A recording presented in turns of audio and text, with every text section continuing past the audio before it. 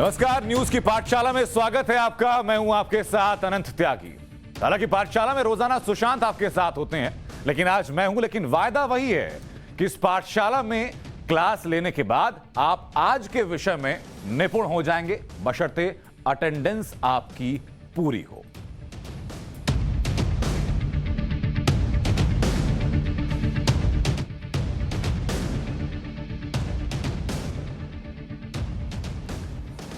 तो आज की पाठशाला में क्या है, सबसे पहले आपको ये बताते हैं कि पाठशाला में आज क्या क्या आपके सामने आने वाला है।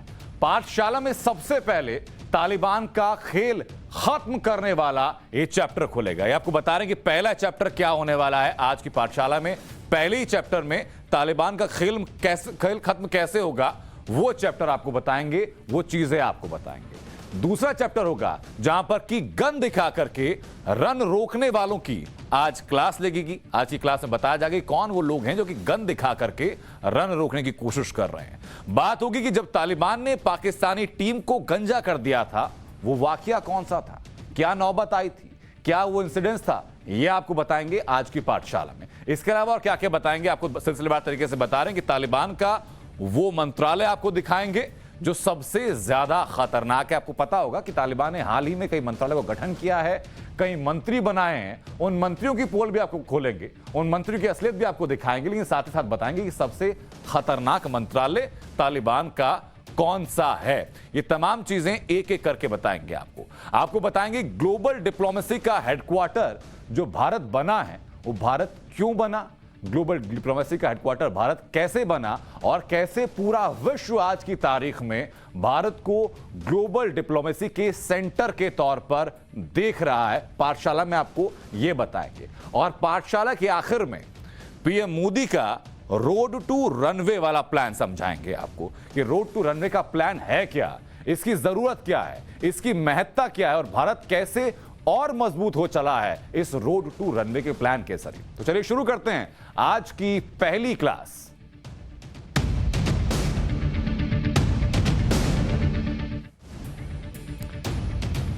तो पाठशाला में तालिबान का वो चैप्टर बताते हैं आपको जिसमें महिलाओं से नफरत ही नफरत है। तालिबान 2.0 का वर्जन अपडेट नहीं हुआ और इस बार भी तालिबान ठीक वैसा ही कर रहा है जैसा तालिबान अब तक करते आया था। इस बार भी तालिबान ठीक वैसा ही है जैसे 20 साल पहले हुआ करता था।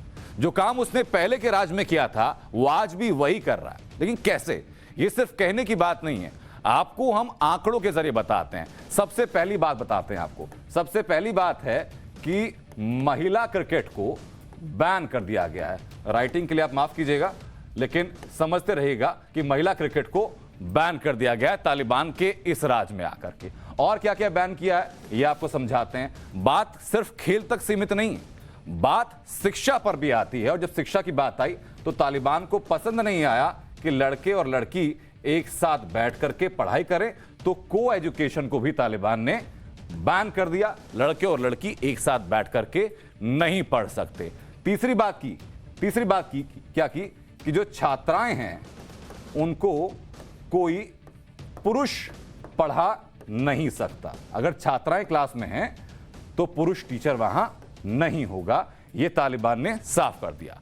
महिलाओं की तस्वीर बैन कर दी है और सरकार में किसी भी महिला को नहीं रखा गया, यानी महिलाओं का कोई प्रतिनिधित्व इस सरकार में नहीं है, जैसा कि तालिबान ने शुरुआत में वादा किया था कि महिलाओं को बराबर की हिस्सेदारी मिलेगी। ये एक एक करके आपको बता रहे हैं कि तालिबान का जो 2.0 वर्जन जिसको कहा जा रहा है, 20 साल बाद जो अफगानिस्तान में तालिबान लौट करके आया है, उस तालिबान की असलियत क्या है। अब बताते हैं आपको कि क्रिकेट से क्या परेशानी है, महिलाओं से क्या परेशानी है। महिला जो क्रिकेट खिलाड़ी थी उनके साथ क्या किया तालिबान ने, यह आपको ग्राफिक के जरिए समझाते हैं। अफगान महिलाएं अब क्रिकेट नहीं खेल सकती, महिलाओं को स्पोर्ट्स नहीं खेलने दिया जाएगा, इसमें क्रिकेट भी शामिल है। यह तालिबान ने साफ कह दिया है और साफ कहा कि महिलाएं ऐसा कोई खेल नहीं खेलेंगी जिसमें कि उनका शरीर दिखता हो। आपको बताते हैं कि क्या कुछ कहा है तालिबान ने और उसके बयान क्या है। महिलाओं को स्पोर्ट्स नहीं खेलने दिया जाएगा, इसमें क्रिकेट शामिल है। महिलाओं का क्रिकेट खेलना जरूरी नहीं है, क्रिकेट खेलकर महिलाएं ऐसा क्या हासिल कर लेंगी, वो पूछ रहे हैं। क्रिकेट खेलने के वक्त महिलाओं का चेहरा और शरीर ढका नहीं होगा, यह कहना है तालिबान का। और इस्लाम इसकी इजाजत नहीं देता, यानी इस्लाम की आड़ लेकर के आप महिलाओं को खेलने से रोक रहे हैं। उनका कहना है कि अगर महिलाएं क्रिकेट खेलेंगी तो उनकी तस्वीरें छपेंगी, लोग उन्हें देखेंगे, और इस्लामिक अमीरात में ये नहीं चलने वाला। यानी तालिबान के मुताबिक महिलाएं ऐसी कोई खेल ना खेलें जिसमें दुनिया उन्हें देख सके। और ये कहना किसका है? ये नाम जरूर सुनिएगा, ये है deputy head culture commission, Taliban के नाम है अहमदुल्ला वसीक। यानी कल्चरल कमीशन एक अलग से गठित किया गया। और कल्चर क्या है तालिबान का, ये आपको ग्राफिक के जरिए हम समझा रहे हैं कि सबसे पहले महिलाओं के ऊपर किस तरीके से उन्होंने नकेल कसने की कोशिश की। और बात सिर्फ यहां तक सीमित नहीं रहती, इसके आगे भी आपको बताएंगे कि तालिबान को महिला क्रिकेट से दिक्कत है, लेकिन दुनिया को जो है वो तालिबान से दिक्कत है। ऑस्ट्रेलिया के क्रिकेट बोर्ड ने एक वार्निंग दी है। वार्निंग क्या बताते हैं आपको? वार्निंग दी कि अगर तालिबान ने महिला क्रिकेट पर बैन लगाया तो क्या होने वाला है, आपको ग्राफिक के जरिए समझाते हैं। यह कहा गया कि ऑस्ट्रेलिया जो चेतावनी है कि अफगानिस्तान के साथ जो टेस्ट मैच है वो ऑस्ट्रेलिया रद्द कर देगा। ऑस्ट्रेलिया ने यह साफ कह दिया अगर महिला क्रिकेट टीम के ऊपर बैन लगाया जाता है। दरअसल ये मैच नवंबर में अफगान पुरुष टीम का ऑस्ट्रेलिया से होने वाला था, और ऑस्ट्रेलिया जाने वाली थी अफगान पुरुष टीम, और तभी मैच होने वाला था। वहां ऑस्ट्रेलिया का अफगानिस्तान से टेस्ट मैच है। और क्रिकेट ऑस्ट्रेलिया ने क्या कहा इस मामले को लेकर के, वो एक दफा फिर आपको बताते हैं। उन्होंने क्या लिखा है, क्या कहा है, शब्द दर शब्द आपको बताते हैं। उन्होंने कहा कि क्रिकेट सभी का खेल है, वो हर स्तर पर महिलाओं के खेलने का सपोर्ट करते हैं। उन्हें पता ही चला कि अफगानिस्तान में महिला क्रिकेट को सपोर्ट नहीं किया जाएगा। ऐसे में क्रिकेट ऑस्ट्रेलिया के पास होबार्ट में होने वाले टेस्ट मैच के लिए अफगानिस्तान की मेजबानी ना करने के अलावा कोई और विकल्प नहीं होगा। यह ऑस्ट्रेलिया क्रिकेट की तरफ से साफ कर दिया गया तालिबान के महिला क्रिकेट के प्रति रुख को देखते हुए। लेकिन बात सिर्फ यहीं तक सीमित नहीं रहती है। अब आपको और आगे बताते हैं कि तालिबान का 2.0 वर्जन जिसको कहा जा रहा है, जिसको कई ज्ञानी लोग भारत में रहकर समर्थन कर रहे हैं, ये दलील दे रहे हैं कि तालिबान पहले जैसा तालिबान नहीं है। लेकिन वो तालिबान आज की तारीख में क्या कर रहा है बताते हैं आपको। अफगानिस्तान में क्रिकेट के भविष्य पर सवाल उठ चुके हैं, क्योंकि इंटरनेशनल क्रिकेट काउंसिल यानी आईसीसी का नियम क्या कहता है, यह आपको समझाते हैं हम नोटपैड के जरिए, ताकि लिखकर अगर समझाया जाएगा तो आपके दिमाग में याददाश्त ज्यादा देर तक मजबूत रहेगी। आईसीसी क्या कहता है, जो इंटरनेशनल क्रिकेट काउंसिल है, कि अगर महिला टीम नहीं है, महिला टीम अगर नहीं है तो पुरुष टीम भी वहां पर नहीं खेल सकती। ये आईसीसी का एक नियम है। पुरुष टीम के साथ महिला टीम भी हर हाल में होनी चाहिए। यानी अगर महिला टीम है और पुरुष टीम है किसी देश के पास, तो तभी जाकर के, अगर ये दोनों टीमें किसी देश के पास हैं, तो तभी जाकर के आईसीसी में वो खेल सकते हैं। आईसीसी का ये नियम है। और आईसीसी के जो सदस्य हैं, मैं बताऊं आपको कि आईसीसी के कुल 12 देश हैं ऐसे जो कि आईसीसी के सदस्य हैं, जो कि आईसीसी में भाग लेते हैं। ऐसे 12 देश हैं। इनमें सिर्फ अफगानिस्तान में ऐसा है कि महिलाओं की एक्टिव टीम वहां पर नहीं है। ये बात आपको याद रखनी होगी। अब इससे पहले क्या हुआ, जो क्रिकेट टीम बनी वो कैसे बनी, उसका जरा सा आपको इतिहास बता देते हैं। साल 2002 की बात हम करते हैं। अफगान क्रिकेट का इतिहास है, मैं ऊपर लिख देता हूं। अफगान क्रिकेट का इतिहास जो है वो क्या कहता है, क्रिकेट टीम कब बनी और कैसे कैसे उसको मान्यता मिली, ये आपको बताते हैं। सबसे पहले बात करेंगे साल 2002 की, कि साल 2002 में अफगानिस्तान की जो टीम है उसको मान्यता मिली। उसके बाद आता है साल 2010, यानी ठीक 8 साल का संघर्ष रहा। यहां पर मान्यता मिलने के बाद भी 8 साल का संघर्ष रहा। और साल 2010 में अफगानिस्तान में पहली बार महिला क्रिकेट टीम बनी। ये आपको जानना जरूरी है, याद रखना जरूरी है। जो लोग कह रहे हैं ना कि पहले महिला क्रिकेट टीम वहां पर कितनी फंक्शनल थी, कितनी पुरानी थी, ये तमाम बातें आपको याद रखनी चाहिए कि 2002 में मान्यता मिली और साल 2010 में महिला क्रिकेट टीम बन गई थी अफगानिस्तान के अंदर। उसके बाद बात होती है साल 2012 की, यानी शुरुआत आप देखिएगा, शुरुआत हुई साल 2002 से जब मान्यता मिली, फिर आए साल 2010 में जब पहली बार महिला क्रिकेट टीम बनी। अब बात होगी साल 2012 की। साल 2012 में क्या हुआ बताते हैं आपको। साल 2012 में महिला टीम ने देश से पहला क्रिकेट खेला जो कि देश से बाहर था, देश के बाहर टूर्नामेंट खेला। लेकिन अब तक कोई आईसीसी का टूर्नामेंट इस टीम ने नहीं खेला था। अब उसके बाद आता है साल 2020, यानी इसके जब पहली बार देश से बाहर महिला क्रिकेट टीम ने खेला, उसके ठीक फिर 8 साल बाद क्या होता है। संघर्ष लंबा आप देखिएगा, साल 2002 से साल 2020 का आ चुका है, मानी कुल 18 साल लगे इस टीम को एस्टेब्लिश करने में और महिलाओं का खिलाड़ी के तौर पर उत्थान करने में 18 साल का ये पूरा संघर्ष रहा है। अब आगे क्या हुआ, संघर्ष कैसे नेस्तनाबूद किया गया, ये बताएंगे आपको। साल 2020 में अफगान क्रिकेट बोर्ड ने 25 महिला क्रिकेटर्स से कॉन्ट्रैक्ट किया। यानी साल 2020 में अगर मैं आपको ये फ्रेश पेज से लेके दिखाऊं तो साल 2020 में अफगान क्रिकेट बोर्ड ने 25 महिला क्रिकेटर्स से कॉन्ट्रैक्ट किया। ये देखिए, इनसे कॉन्ट्रैक्ट हुआ। ये 25 महिलाएं कहां हैं, ये सवाल लाजमी, क्योंकि आज की तारीख में ऐसी कोई महिला सामने कम से कम नहीं है, फ्रंट फुट पर कम से कम नहीं है जो महिला क्रिकेट खेलती हो। अब ये 25 महिलाएं कहां हैं ये भी आपको बताएंगे अपने आने वाले सेगमेंट में। दरअसल तालिबान के ना होने के बावजूद महिला टीम के लिए हालात बहुत अच्छे नहीं थे अफगानिस्तान में। काबुल के स्टेडियम में उनका कैंप लगता था तो वहां किसी पुरुष को जाने की परमिशन नहीं थी, किसी को पुरुष को जाने की इजाजत नहीं थी। अफगानिस्तान में खेलते हुए विकेट लेने पर या अगर छक्का मारते हैं, आमतौर पर सेलिब्रेशन होता है। अगर कोई भी ऐसी टीम जो कि फील्डिंग कर रही हो वो विकेट लेती है, बॉलर को विकेट लेता है तो सेलिब्रेशन होता है। अगर बैट्समैन को छक्का मारता है तो सेलिब्रेशन होता है, खुशी होती है। लेकिन यहां इस केस में ऐसा नहीं था।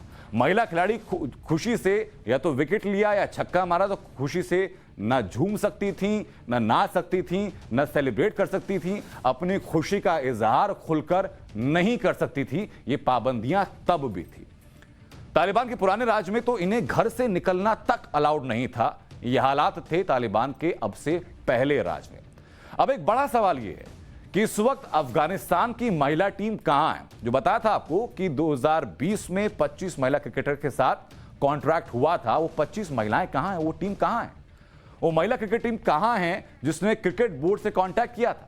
बताया जा रहा है, अभी तक जो हमें जानकारी मिली है, जब हम लोगों ने इन्वेस्टिगेट किया इस मामले को लेकर के, कि भाई अफगानिस्तान के अंदर अगर पहले 25 महिला क्रिकेटर के साथ बोर्ड ने कॉन्ट्रैक्ट किया था तो तालिबान के आने के बाद अब उन महिला क्रिकेटर्स का क्या हुआ, ये बताते हैं। वो तालिबान को महिला क्रिकेट टीम के सदस्यों की तलाश है सबसे पहली बात, क्योंकि जैसे ही महिला क्रिकेट टीम को पता चला कि तालिबान वहां पहुंच चुका है, तालिबान ने गन के दम पर अपनी मौजूदगी दर्ज कराई, वो क्रिकेट टीम अंडरग्राउंड हो गई।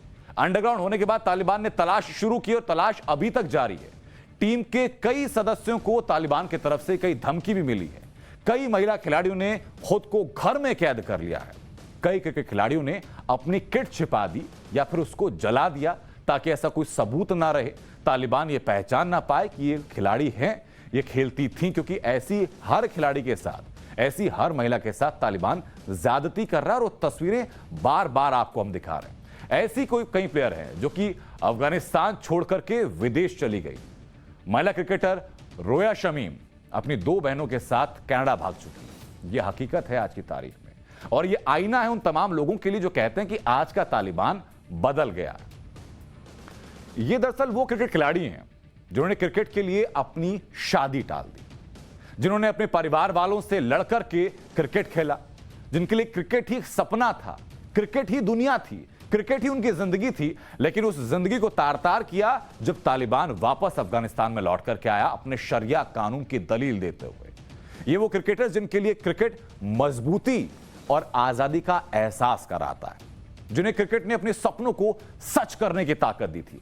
आप देखिए कि जिंदगी में कितना बड़ा बदलाव ला दिया इन महिला क्रिकेटर्स की, जिनकी आंखों में सपना था कि साल 2002 से शुरू हुआ सफर जब साल 2020 तक पहुंचा, 18 साल के संघर्ष के बाद साल 2020 में कॉन्ट्रैक्ट किया गया। ये उम्मीद जगी कि आईसीसी के तहत वो लोग खेलेंगे, लेकिन तालिबान वहां पहुंचता है और ऐसे हर सपने को चकनाचूर कर देता है। लेकिन ये हालात सिर्फ क्रिकेट तक नहीं है, ये बाकी स्पोर्ट्स का भी यही हाल है, बाकी स्पोर्ट्स का यही हाल है। और आपको फिर बता दें कि 25 प्लेयर्स तो वो, उसके अलावा 77 नेशनल प्लेयर्स ऐसे हैं जो अफगानिस्तान छोड़कर जा चुके हैं, और काबुल छोड़ने से पहले इन्होंने अपनी जर्सी जला दी, सोशल मीडिया अकाउंट्स तक डिलीट कर दिए, जीती हुई ट्रॉफियां छुपानी पड़ी, फुटबॉल टीम, दूसरे टीम ऑस्ट्रेलिया चले गए।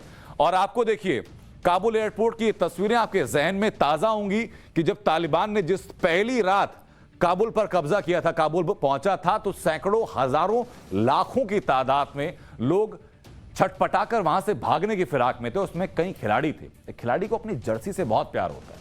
आप आमतौर पर देखते होंगे कि जो क्रिकेट खिलाड़ी होते हैं, फुटबॉल खिलाड़ी होते हैं, उनके जर्सी का नंबर फिक्स होता है। उनको नंबर से पहचान होती है, नंबर उनकी ताकत होती है। लेकिन खिलाड़ियों को तालिबान के डर से अपनी जर्सी तक जलानी पड़ी। और आपको बताते हैं यहां पर कि तालिबान के पहले राज में क्या होता था, और ये जानना उनके लिए खासतौर पर जरूरी है जिनका जिक्र हम बार बार कर रहे हैं, क्योंकि एक बड़ी तादाद ऐसी है लोगों की जो ये कहते हैं कि तालिबान अब बदल गया है। आपने आज भी आपने दलील सुनी होगी कुछ लोगों की, कुछ राजनेता हैं, उनका नाम भी हम जाहिर करेंगे, उनकी तस्वीर भी आपको दिखाएंगे, जो कहते हैं कि तालिबान को शरिया के हिसाब से वहां चलाना चाहिए था मामला। अब से 20 साल पहले का जो तालिबान था और आज जो तालिबान है, दोनों में कंपेयर आप कीजिएगा, यानी पहला ओरिजिनल तालिबान और अब जो तालिबान 2.0 की तस्दीक दी जा रही है, तब पहले क्या करता था उसकी तस्वीर फिर आप आज से कंपेयर कीजिएगा।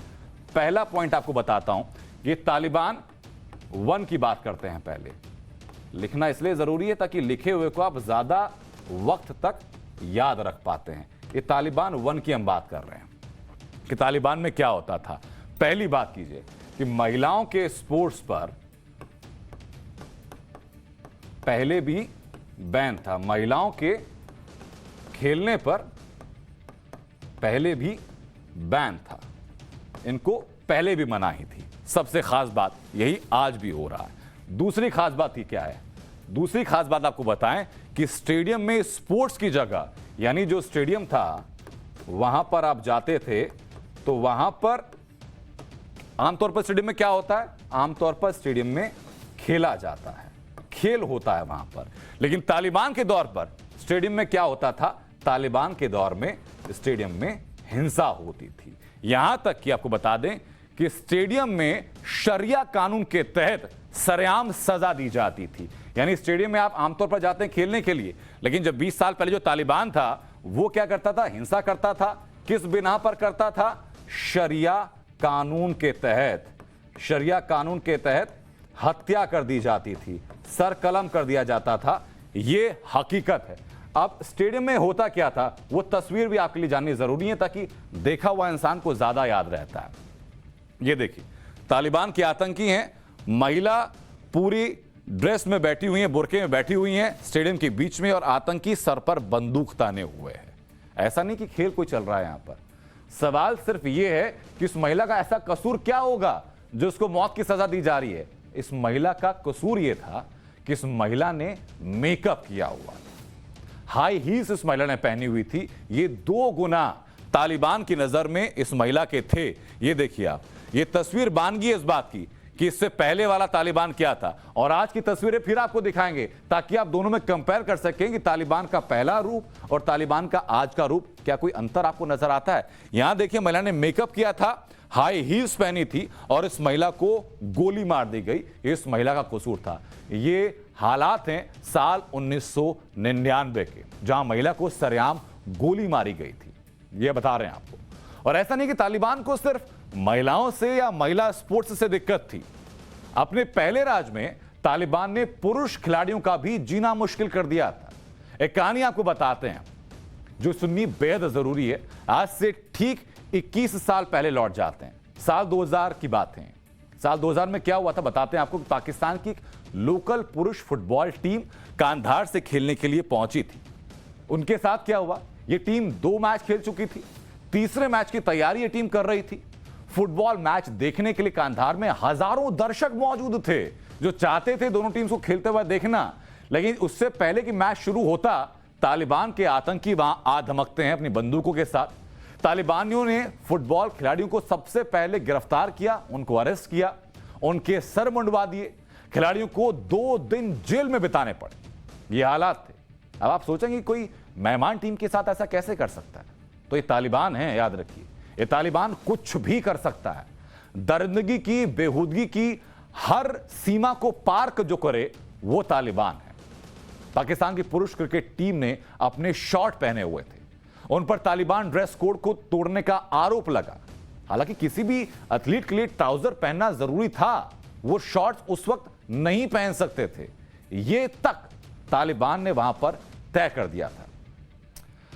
तालिबान बदला क्यों नहीं है, इसका सबूत फिर आपको दिखाते हैं। अभी तक आपको दिखाया हमने कि तालिबान का जो पहला दौर था, यानी जब अमेरिका अफगानिस्तान में पहुंचा, तालिबान को खदेड़ा, तब का तालिबान क्या था, और आज लाखों दावों के बावजूद तालिबान बदला नहीं है। उसका सबूत है तालिबान सरकार का वर्च्यू एंड वाइस मिनिस्ट्री। एक मिनिस्ट्री है, एक मंत्रालय है। इसका काम क्या है ये सुनिएगा, नाम दोबारा बता रहा हूं, वर्च्यू एंड वाइस मिनिस्ट्री इस मंत्रालय का नाम है। तालिबान की पुरानी हुकूमत के दौरान यह सबसे खौफनाक मंत्रालय हुआ करता था। अब इसका काम क्या है? इसका काम है सामाजिक बर्ताव पर नजर रखना, यानी आम जीवन में एक इंसान क्या करता है, आप और हम क्या करते हैं, अफगानिस्तान के लोग क्या करते हैं, इसके ऊपर नजर रखना इस मंत्रालय का काम था। आप पर पूरी नजर होती थी, यह देखना कि लोग शरिया कानून का, जो कि शरिया कौन सा, जो तालिबान के हिसाब से शरिया है, उस शरिया कानून का पालन करते हैं कि नहीं करते। तालिबान के शरिया ड्रेस कोड का पालन करें, महिलाएं और पुरुष सार्वजनिक जगहों पर अलग अलग रहें, यानी महिलाएं और पुरुष सार्वजनिक जगहों पर एक साथ ना आ सकते हैं, ना जा सकते हैं, ना खा सकते हैं, ना बाजार से कुछ ले सकते हैं, ना बात कर सकते हैं। शहरों में चौराहे पर लोगों पर नजर रखी जाती थी। ये हालात था, वर्च्यू एंड वाइस मिनिस्ट्री का ये काम था। अब आपको काम बताया, अब बताते हैं आपको कि इसकी सजा क्या होती थी। जो मंत्रालय चलता था, वो महिलाओं को ये मंत्रालय सरेआम मौत की घाट उतारता था। ये नजर आपके ऊपर रखी हुई है, नजर जहां चुकी, जहां उनको लगा कि आपने उनके हिसाब से काम नहीं किया, आपको मौत की घाट उतार दिया जाता था। संगीत सुनना, बिना बुर्के के महिला अगर दिख जाए, ये दो काम होते हुए अगर दिख जाए तो आपका सर कलम कर दिया जाता था। अगर किसी की दाढ़ी अगर ट्रिम कर दी जाए तो उसे सजा दी जाती थी।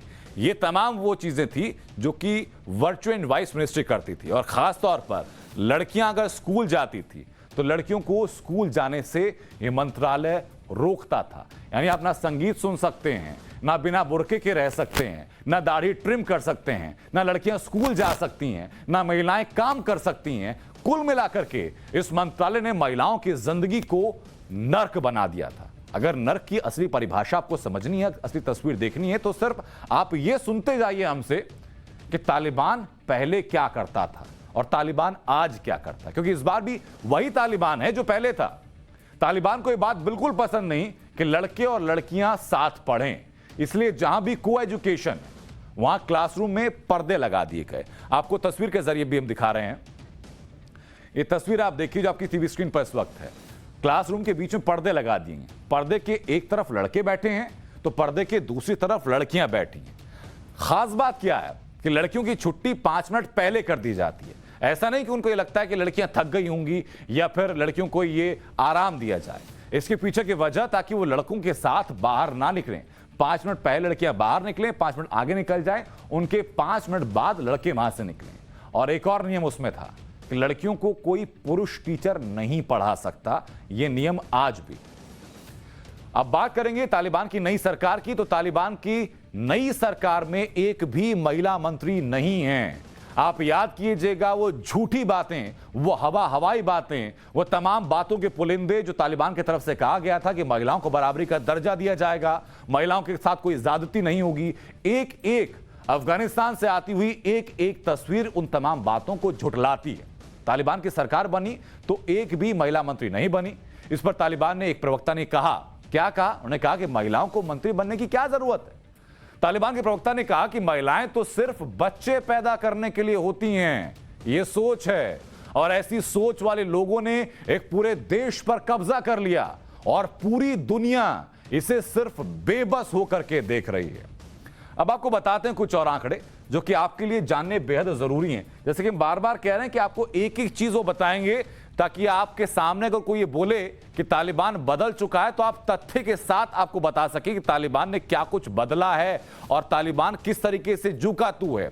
लेकिन सबसे पहले जरूरी आपका जानना यह है कि अफगानिस्तान का कल्चर कैसा था जिस कल्चर को तालिबान ने बर्बाद किया।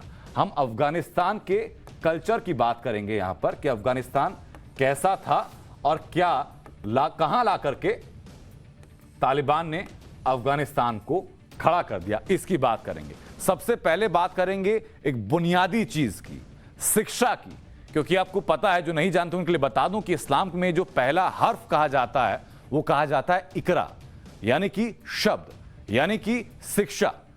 उसी की बात करते हैं। तो सबसे पहले बात होगी काबुल की।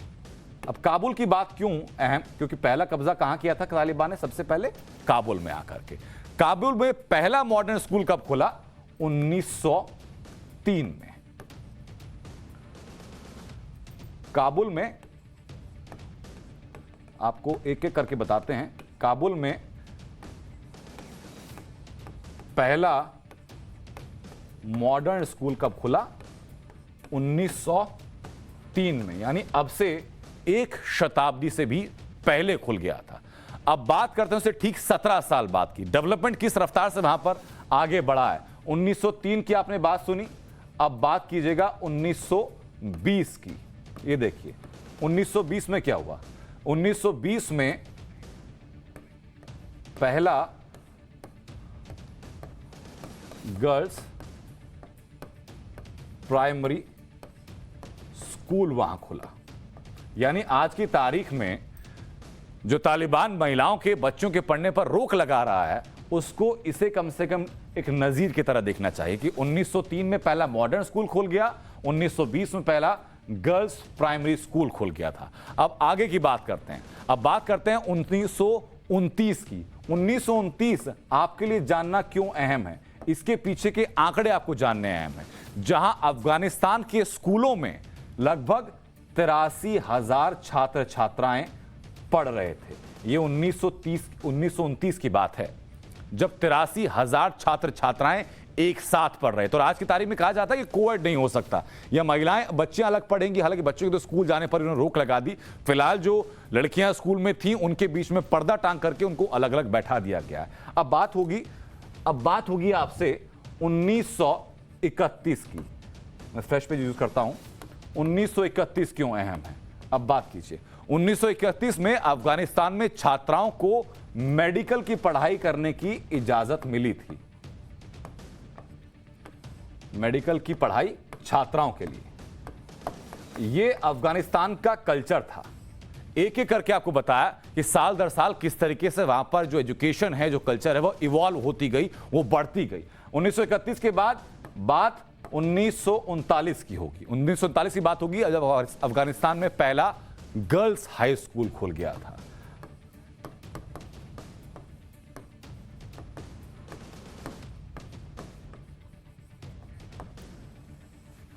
अब ये सोचिए आप, ये आंकड़े आपके सामने वापस दोहरा देता हूं मैं, ताकि आपको याद रहे कि 1920 में अफगानिस्तान में पहला गर्ल्स प्राइमरी स्कूल खुला। 1929 में अफगानिस्तान के अंदर 83,000 छात्र छात्राएं थे जो पढ़ते थे।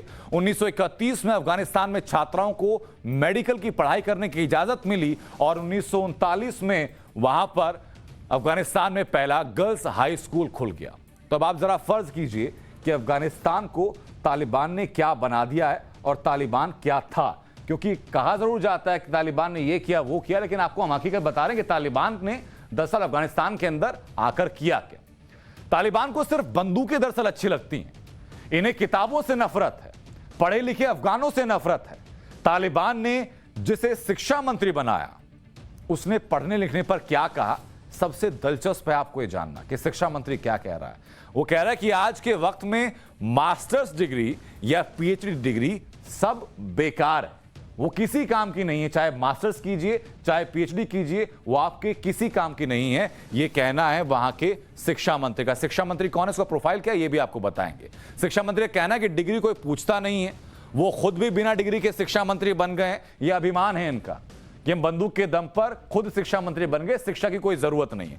तालिबान के जो मुल्ला सरकार चला रहे हैं, आइडियल देखिए किनको मान रहे हैं, और जाहिर सी बात है कि एक आतंकी ऐसे ही लोगों को अपना आइडियल मानेगा कि तालिबान के जो मुल्ला सरकार चला रहे हैं, उनमें किसी के पास कोई डिग्री नहीं है, कोई पढ़ा लिखा नहीं है, कोई पीएचडी नहीं है, कोई एमए नहीं है। और ये शिक्षा मंत्री के जबान है जिसको हम बता रहे हैं, हाई स्कूल तक भी पढ़ाई नहीं की, फिर भी वो महान है।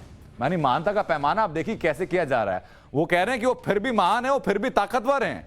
डिग्री से ज्यादा ताकत मायने रखती है। यानी कि आपने बाइफर्केशन कर दिया, आपने अलग अलग बता दिया कि शिक्षा मंत्री के लिए ज्यादा जरूरी क्या है। शिक्षा मंत्री के लिए शिक्षा जरूरी नहीं है। आपको उन्हीं की जुबानी सुनवाते हैं क्या कुछ कहा शिक्षा मंत्री ने। दगावश कम निज़ाम हाकिम दे पसर के मदरसों तालिबान उलमा दी पंतून ने नहीं वीली ज़ियात वली सीम नहीं वीली वली द दिन पर वजह बांधे چې د خلکو کوم قرباني ورکړه د دین د پاره ورکړه نن د دې خلکو چې په دنیا کې کوم عزت ته هغه عزت ته په هان نه دی، هغه د ماستر نه دی. دنیا کې چې د چا سره هر څومره ډېری ډیګریانی هغه ته په دنیا کې هغه عزت نه دی حاصل.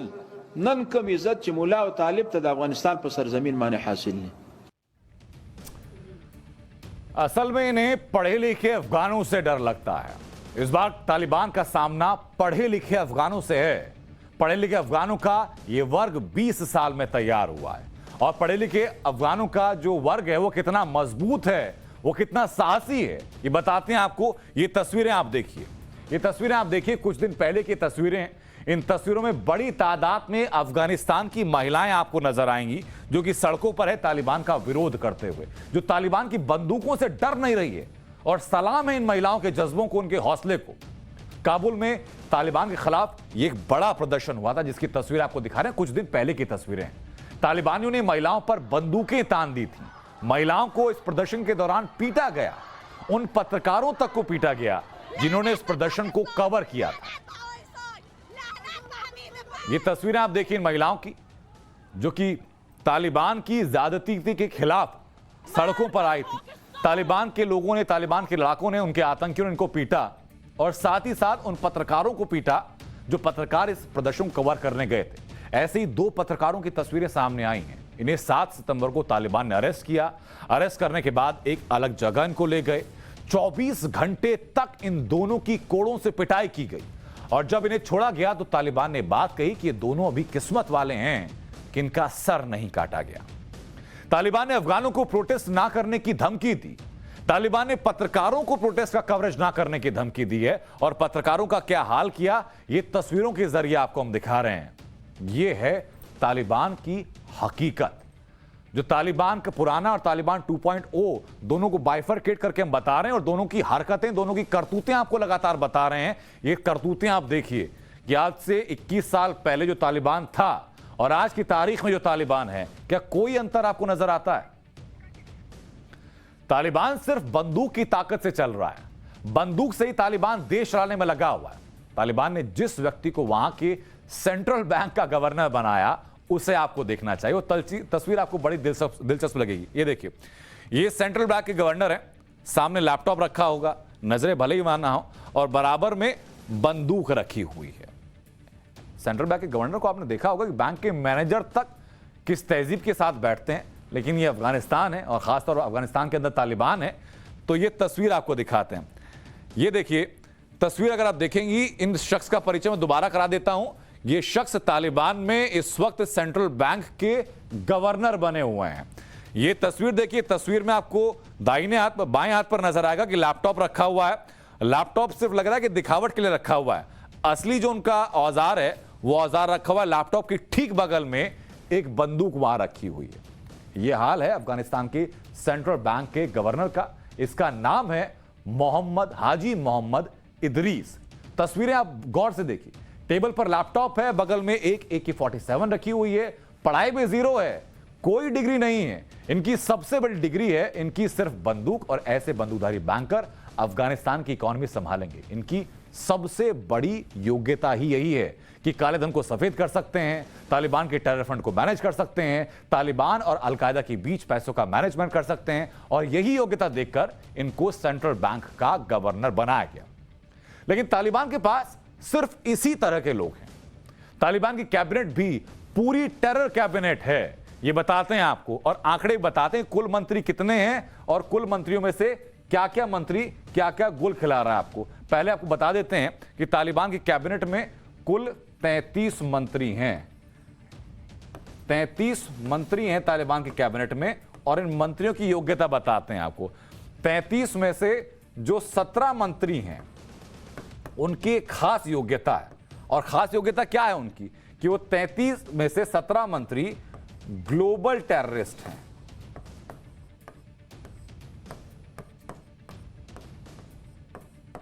यानी वैश्विक आतंकवादी हैं ये 17 मंत्री, यानी 50% जो मंत्रालय है तालिबान का वो सिर्फ आतंकियों से पटा हुआ है, उनमें सिर्फ आतंकी हैं।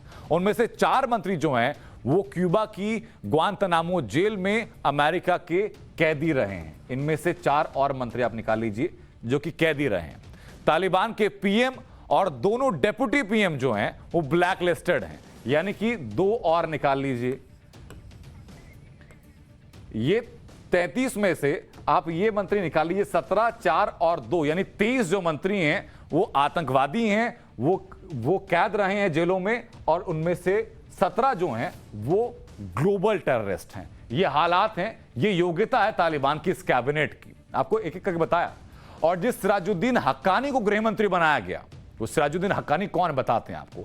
साल 2007 से यूएन से घोषित एक ग्लोबल टेररिस्ट है, शक्ल भी पहचान लीजिए आप। साल 2007 से ग्लोबल टेररिस्ट है। $1 करोड़ का इनाम है सिराजुद्दीन हक्कानी के ऊपर, जो कि गृह मंत्री का तमगा जिसके पास है, गृह मंत्री का पद जिसके पास है। अब बात होगी खलील हक्कानी की, जो कि रिफ्यूजी मिनिस्टर है, 2011 से घोषित ग्लोबल टेररिस्ट है, यानी कि वैश्विक आतंकवादी है 2011 से खलील हक्कानी, जो कि रिफ्यूजी मिनिस्टर है। बात करेंगे नजीबुल्लाह हक्कानी की, जो कि संचार मंत्री है। योग्यता क्या है? योग्यता यह है कि पिछले 20 सालों से 2001 से घोषित ग्लोबल आतंकवादी है। इन तीनों की योग्यता आप देखिएगा कि जैसे जैसे मंत्रालय का भार बढ़ता जा रहा है वैसे वैसे योग्यता बढ़ती जा रही है। जैसे ही मामला गृहमंत्री तक पहुंचता है तो गृहमंत्री की सबसे बड़ी ये कि ग्लोबल टेररिस्ट तो है ही है, साथ में $1 करोड़ का इनाम भी घोषित है। यही इनकी योग्यता है सबसे बड़ी, जिसके चलते इनको ये भारी भरकम पद सौंपे गए। अब बात नजीबुल्लाह हक्कानी की। नजीबुल्लाह हक्कानी तालिबान का संचार मंत्री, जो कि आपको लगातार बताया हम लोगों ने 2001 से, वो भी ग्लोबल आतंकवादी है। रक्षा मंत्री की बात करते हैं। रक्षा मंत्री का नाम है मुल्ला याकूब। विदेश मंत्री है मुल्ला मुत्तकी। ये दोनों ग्लोबल आतंकवादियों की लिस्ट में हैं। इन दोनों के आप जरा शक्ल से भी वाकिफ हो लीजिए। रक्षा मंत्री मुल्ला याकूब, शक्ल आपको दिखाई पड़ रही है। विदेश मंत्री मुल्ला मुत्तकी, शक्ल आपको दिखाई पड़ रही है। ये दोनों भी ग्लोबल टेररिस्ट की लिस्ट में हैं। यानी जो जितना बड़ा आतंकवादी, जो जितना बड़ा ग्लोबल टेररिस्ट, उसको उतना बड़ा पद दे दिया गया। जो 4 मंत्री जिनका हमने जिक्र किया था, जो कि ग्वांतनामो जेल में कैदी रहे हैं, उनका परिचय भी आपसे कराते हैं। उनकी योग्यता भी आप देखिए और उनकी शक्ल भी आप पहचानिए। पहले का नाम है खैरुल्लाह खैरख्वा, जो कि सूचना प्रसारण मंत्री है। दूसरे का नाम है मुल्ला मोहम्मद फाजल, जो कि डेप्यूटी डिफेंस मिनिस्टर है। तीसरा है मुल्ला नरुल्लाह नूरी, जो कि ट्राइबल अफेयर मिनिस्टर है। और चौथे का नाम है मुल्ला अब्दुल हक वासिक, जो कि इंटेलिजेंस डायरेक्टर। ये तमाम चीजें आपको बताई, एक एक करके बताया कि किस आतंकवादी, क्या कहिए कि तालिबान के नए मंत्रियों की योग्यता क्या है। लेकिन ग्लोबल टेररिस्ट वाली बात पर तालिबान ने दोहा अग्रीमेंट की याद दिलाई। सवाल यह है कि क्या दोहा अग्रीमेंट में अमेरिका ने भी यह समझौता किया है कि इन सभी ग्लोबल आतंकवादियों को अब आतंकी नहीं माना जाएगा, यानी कि ग्लोबल टेररिस्ट टैग को हटाने में अमेरिका मदद करेगा? ये वो सवाल है जिनका जवाब तलाशना बेहद जरूरी है। पाठशाला की एक क्लास आपको बताई।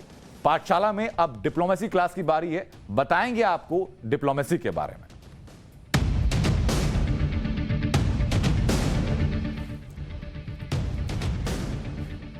तो ब्रिक्स सम्मेलन की शुरुआत हो चुकी है। इस वर्चुअल सम्मेलन की अगुवाई भारत कर रहा है। ब्रिक्स में ब्राजील, रूस, भारत, चीन और दक्षिण अफ्रीका हैं। और इस समय सबसे बड़ा चैलेंज है अफगानिस्तान का संकट। ब्रिक्स के सम्मेलन में 5 देशों के नेता शामिल हुए हैं। प्रधानमंत्री नरेंद्र मोदी ब्रिक्स सम्मेलन की अध्यक्षता कर रहे हैं। रूस के राष्ट्रपति व्लादिमीर पुतिन, चीन के राष्ट्रपति शी जिनपिंग भी इसमें शामिल हुए। ब्रिक्स की मीटिंग में आतंकवाद और अफगानिस्तान का मुद्दा उठा। रूस के राष्ट्रपति व्लादिमीर पुतिन ने वही बात की जो बात भारत उठाता रहा है। दरअसल ब्रिक्स में पुतिन ने अफगानिस्तान पर क्या कहा, आपको सबसे पहले यह बताते हैं। पुतिन ने क्या कहा वो बताते हैं आपको कि अमेरिका ने अफगानिस्तान छोड़ने से नई चुनौतियां बन गई हैं। ये पुतिन ने कहा। उन्होंने कहा कि अफगानिस्तान पड़ोसी देशों के लिए खतरा नहीं बनना चाहिए। अफगानिस्तान की जमीन आतंकवाद के लिए इस्तेमाल नहीं होनी चाहिए। उन्होंने कहा कि अफगानिस्तान की जमीन ड्रग्स तस्करी के सोर्स के तौर पर नहीं बननी चाहिए। और तकरीबन ऐसा ही स्टैंड भारत का भी है। पुतिन ने सिर्फ वही बातें की हैं जो भारत लगातार कहता जा रहा है, और खास तौर पर पाकिस्तान की भूमिका को देखते हुए, क्योंकि तालिबान राज में पाकिस्तान का पूरा दखल है। पुतिन की बातों को चीन को भी ब्रिक्स में किनारे कर दिया, क्योंकि चीन लगातार तालिबान का सपोर्ट कर रहा है। ब्रिक्स सम्मेलन की अध्यक्षता पीएम मोदी कर रहे थे। उन्होंने शी जिनपिंग और व्लादिमीर पुतिन जैसे नेताओं के सामने सीधी बात की। पीएम मोदी ने क्या कहा, आपको वो एक दफा सुनवा देते हैं। हमारे पास बहुत कुछ है, मगर यह भी महत्वपूर्ण है कि हम आत्मसंतुष्ट न हो, और हमें यह सुनिश्चित करना है कि ब्रिक्स अगले 15 वर्षों में और परिणामदायी हो। हमने BRICS counter terrorism action plan भी एडॉप्ट किया है। दरअसल पिछले कुछ दिनों से भारत डिप्लोमेसी का ग्लोबल हेडक्वार्टर बन गया है। अब ग्लोबल हेडक्वार्टर क्यों बन गया है, ये आपको बताते हैं। सबसे पहले बताते हैं आपको, भारत जो है वो ग्लोबल डिप्लोमेसी का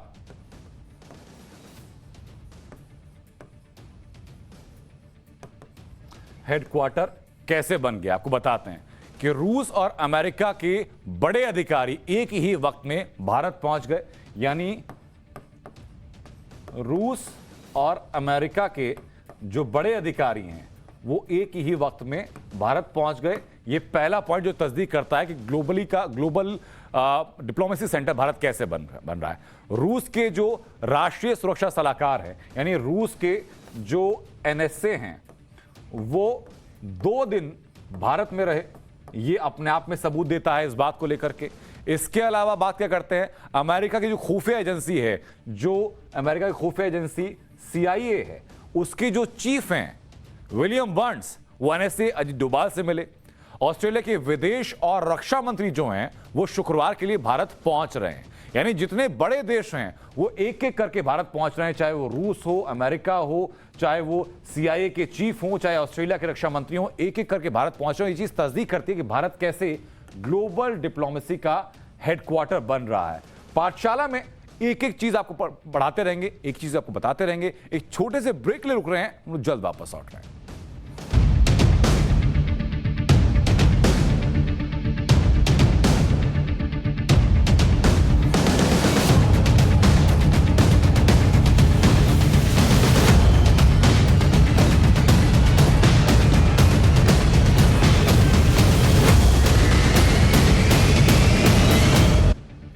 और अब पाठशाला में राष्ट्रीय सुरक्षा पर सबसे जरूरी क्लास आपको बताते हैं। देश को आज पहली इमरजेंसी लैंडिंग एयर स्ट्रिप मिली है। वो तस्वीरें भी आपको दिखाएंगे। ये तस्वीर देखिए, हवा में गर्जना करता हुआ भारत का लड़ाकू विमान। एक एक करके लड़ाकू विमान उस एयर स्ट्रिप पर उतरे और गर्जना के साथ विमानों ने साफ संदेश दिया कि भारत गौरवान्वित है, भारत की वायुसेना और मजबूत है, लेकिन दुश्मन देश ये समझ ले कि उसको और गहरी चोट देने के लिए भारत पूरी तरीके से तैयार है।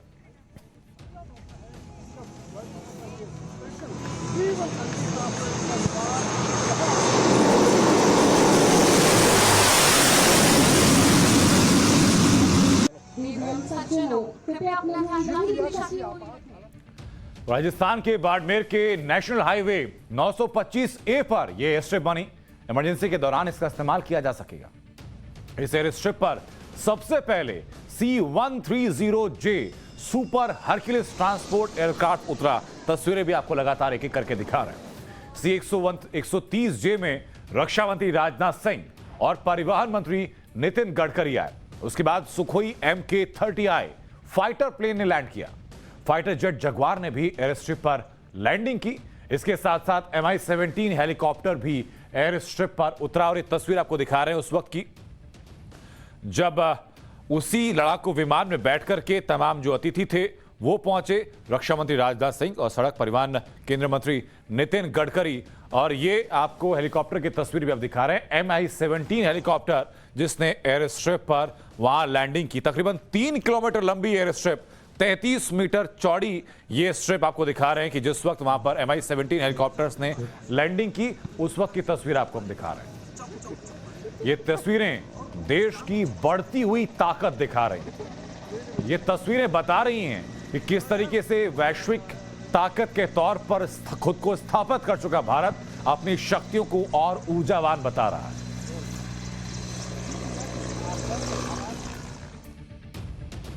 लोगों को C-130 के द्वारा उतरने का अवसर प्राप्त हुआ है और उसमें बैठकर ही हम लोगों ने उसकी सुखद अनुभूति की है।